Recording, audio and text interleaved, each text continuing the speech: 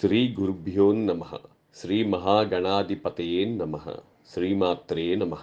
నమస్కారమండి. నా పేరు కార్తికేయ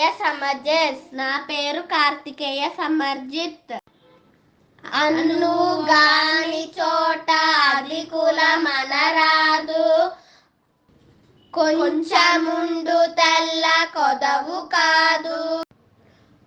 కొండ అద్దము అందు కొంచెమై ఉండదా, విశ్వదాభిరామ వినురవేమ.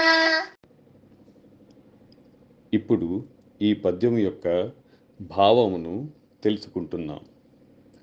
అనువుగాని చోట అధికులమనరాదు అనే పద్యంలో మనకు పరిస్థితులు సహకరించినప్పుడు మనమే గొప్ప అని విర్రవీగకూడదు.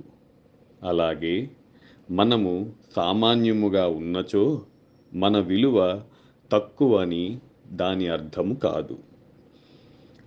ఎట్లా అయితే పెద్ద కొండ కూడా చిన్న అద్దమందు చిన్నగానే కనబడును, అంత మాత్రాన కొండ యొక్క స్వరూపము చిన్నది అని అర్థం కాదు.